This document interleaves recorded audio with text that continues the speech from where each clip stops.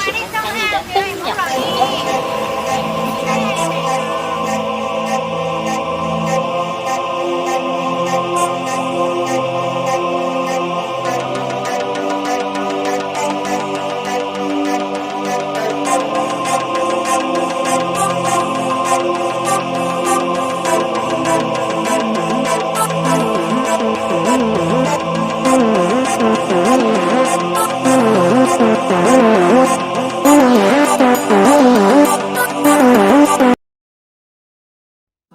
Assalamualaikum warahmatullahi wabarakatuh. Alhamdulillah bersyukurillah kita jumpa lagi guys.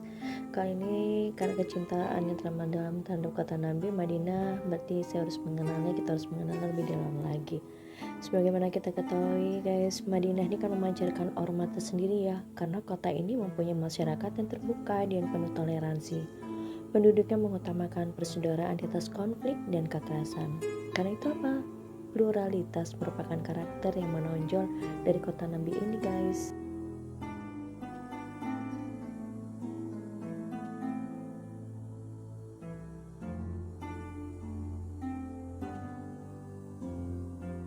Jalan menuju Madinah dikelilingi bukit-bukit gersang yang menjadi ciri khas daerah di Jazirah Arab guys gitu. Nama Madinah ya, kota Madinah ini kan punya keunikan tersendiri dibanding kota-kota Islam lain. Di dalam sejarah, Madinah itu mempunyai kurang lebih 95 nama. Hal ini sebetulnya tidak lain apa nih? Mengacu pada keistimewaan dan keagungan kota ini guys gitu. Nama Yastrib itu mengacu pada penduduk yang pertama kali menempati negeri ini, yaitu Nabi Nuh dan para pengikutnya. Tapi setelah Nabi Muhammad SAW hijrah ke kota ini, beliau menginisiasi penggantian nama yaitu Madinah gitu.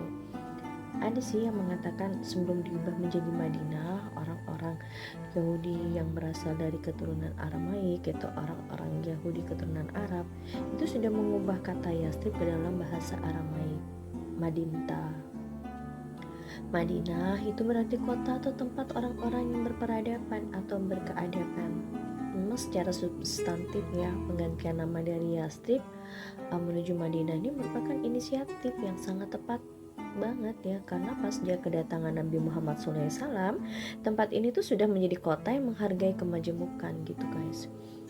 Muhammad Jabir Al-Ansyari dalam Sosiologi Al-Islam itu sebetulnya menyebutkan Madinah ini merupakan potret transisi perilaku nomaden atau al-Badawah ya ke modernitas Al-Madinah.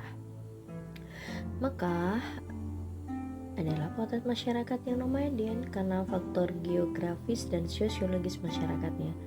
Gitu juga Madinah yang merupakan wujud modernitas guys, dimana dari banyak kelompok agama dan klan itu dapat hidup berdampingan secara damai gitu.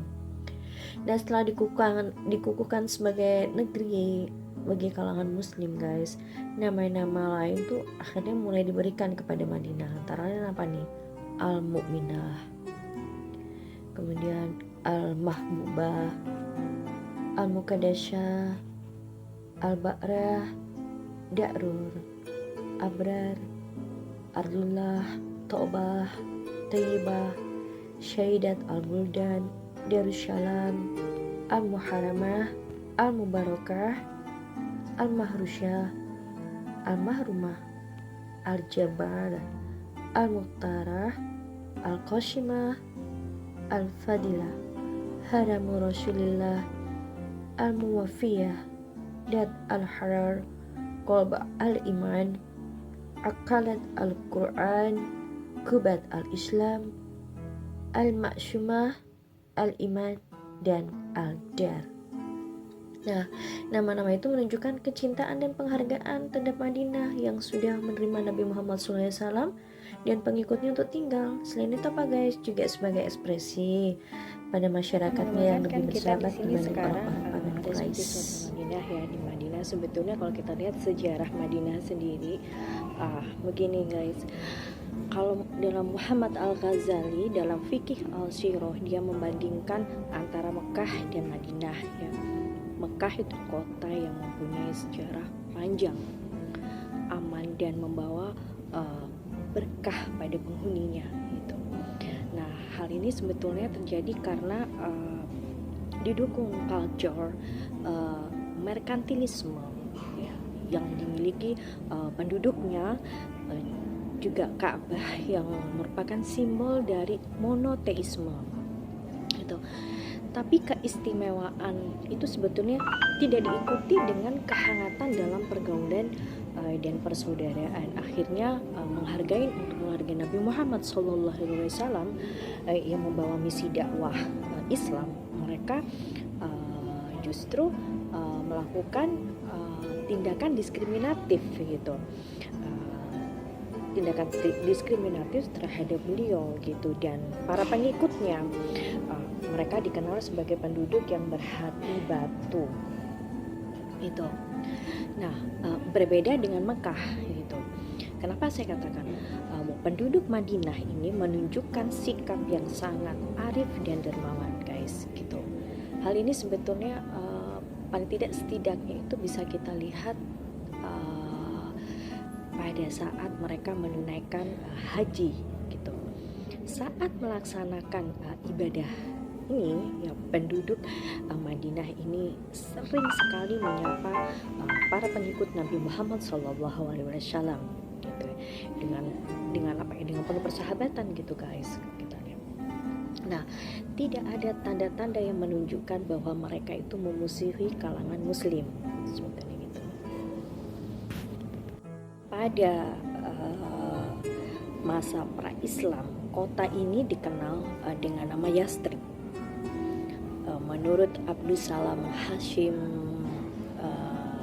Hafiz dalam Al-Madinah Al-Munawwarah fi Al-Tarikh ya, nama Yastrib itu menunjuk pada sebuah peristiwa bersejarah pada masa Nabi Nuh gitu.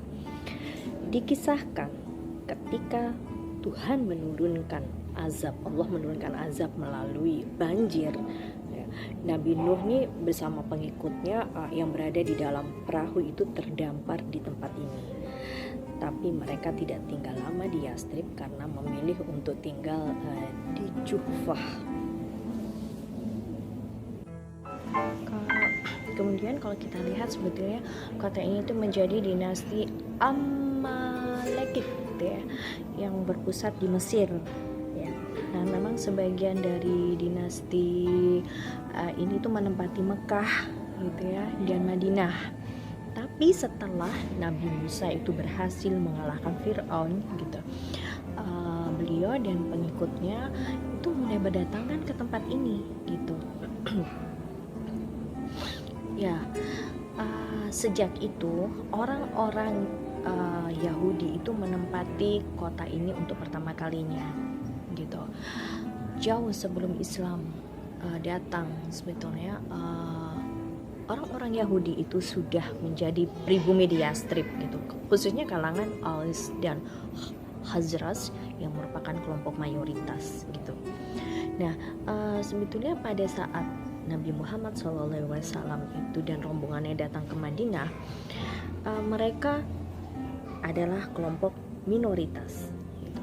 Meskipun seperti itu ya, guys, mereka tuh diperlakukan dengan sangat baik oleh kalangan mayoritas gitu. Bahkan di dalam kitab itu mereka disebutkan suatu saat nanti itu akan datang seorang utusan Allah, Tuhan bernama Muhammad. Di antara mereka ada juga yang sudah menyediakan rumah dengan nama Rasulullah Shallallahu Alaihi Wasallam.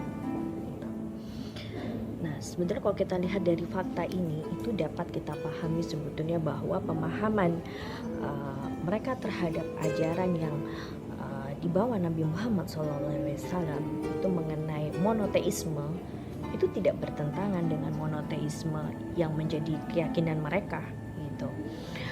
Terlebih lagi sebetulnya kalau kita lihat ajaran yang dibawa Nabi Muhammad SAW itu mempunyai garis hierarkis dengan Hanifisme Ibrahim. Nah, hal ini sebetulnya juga diduga karena mereka itu sering berjumpa di Mekah pada saat musim haji gitu, guys.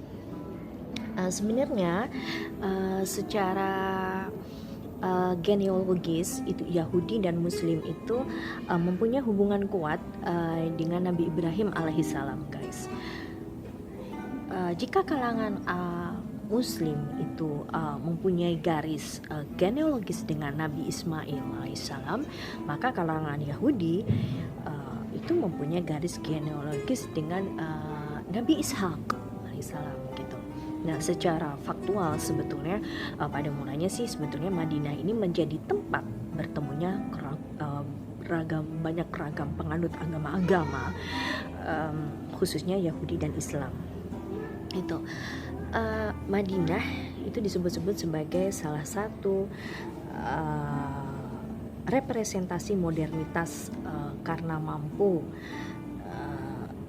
menjadikan kemajemukan itu sebagai kekuatan untuk membangun sebuah masyarakat yang menjunjung tinggi kesetaraan, persamaan, keadilan dan perdamaian seperti itu.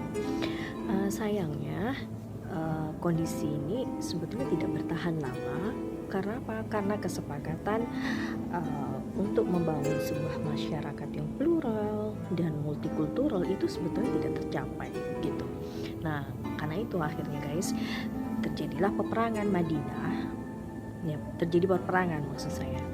Nah, Madinah kemudian dinobatkan sebagai kota khusus bagi kalangan Muslim dengan Nabi Muhammad SAW itu sebagai pemimpin tertingginya gitu. Sementara kalau kita lihat ya kalangan Yahudi eksodus ke Yaman gitu, mereka menetap di sana untuk beberapa abad sampai saat ini gitu guys.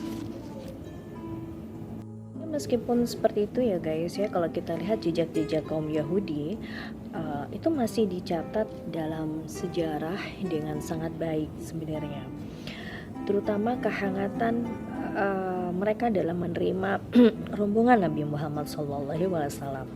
Nah, Madinah itu sudah menjadi potret percontohan di mana umat berbagai agama itu bisa hidup berdampingan gitu secara damai. Situasi ini sebetulnya terjadi pada masa Nabi Muhammad SAW, teladan tertinggi dari kalangan Islam gitu guys. Kalau mengenai peperangan di Madinah itu ada beberapa peperangan guys. Ada perang Badar, perang Uhud, dan perang Khandaq. Perang Badar itu perang yang pertama kali terjadi antara orang Islam dengan kaum pagan Quraisy ya. Kemudian ada perang Uhud, itu episode lanjutan dari perang Badar gitu. Ya, kemudian ada perang Khandaq, yaitu perang perang Ahzab, itu tahun 5 Hijriah atau 627 Masehi antara Madinah dan pasukan sekutu yang terdiri dari kaum Quraisy Mekah dengan kaum Yahudi yang bermukim di Madinah guys gitu.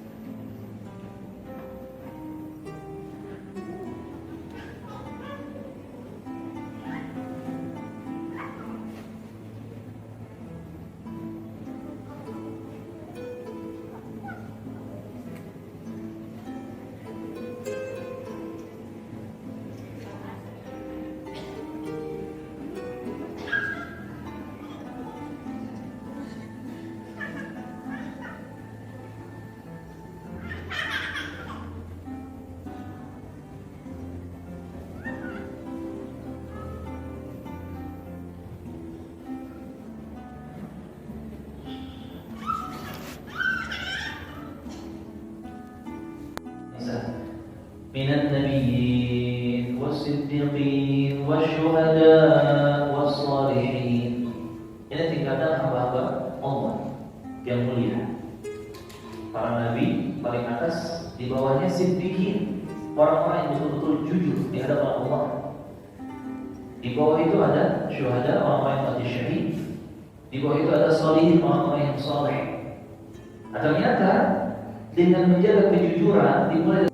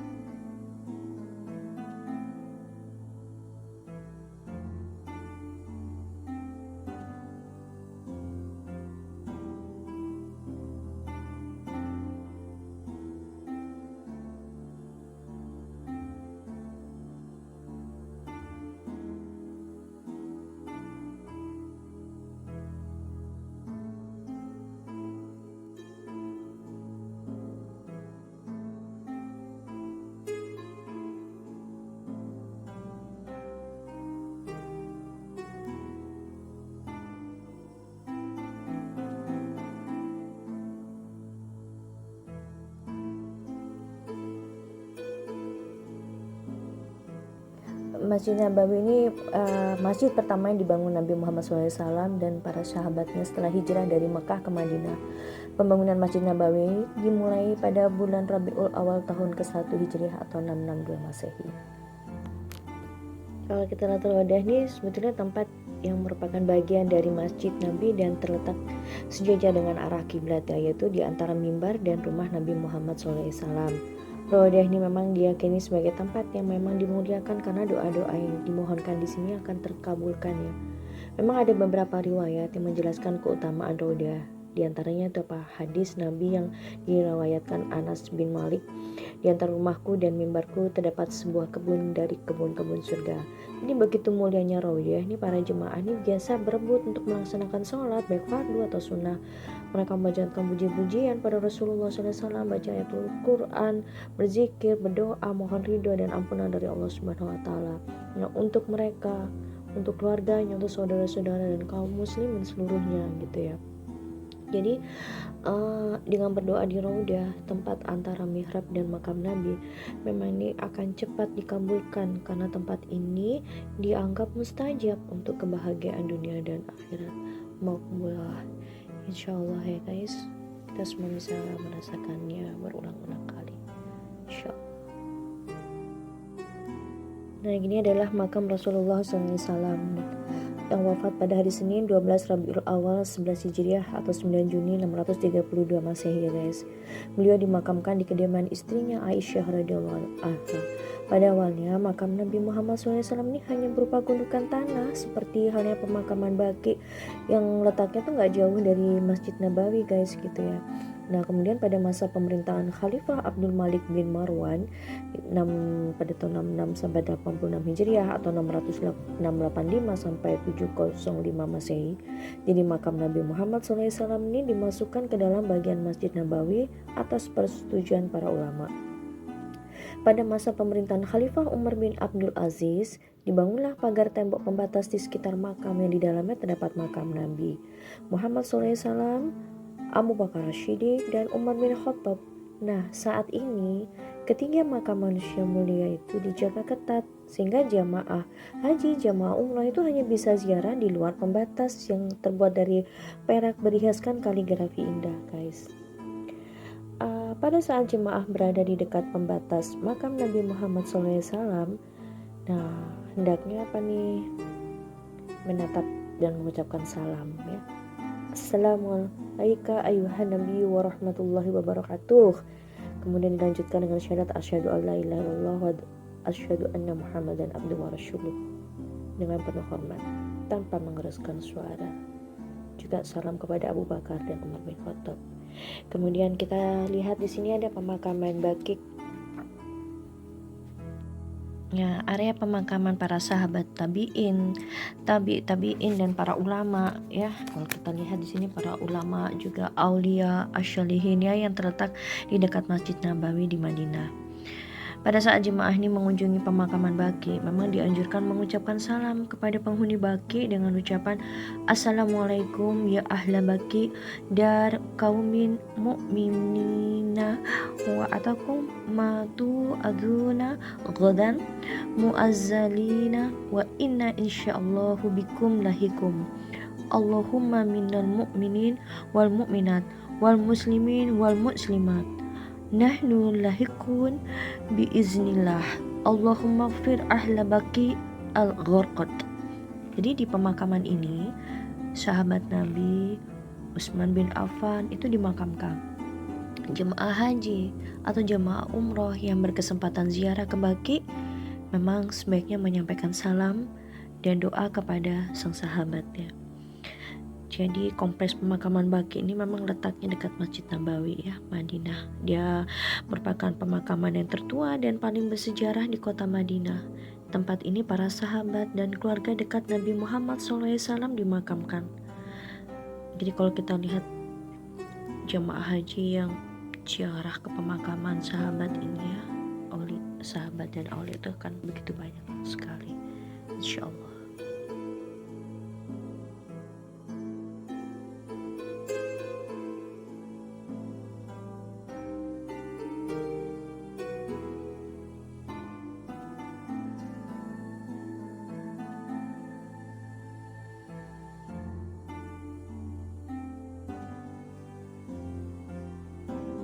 Kalau kita lihat di pemakaman Baqi, kita harus ingat, perhatikan kalau batunya itu dua, itu berarti jenazah perempuan ya, wanita atau akhwat.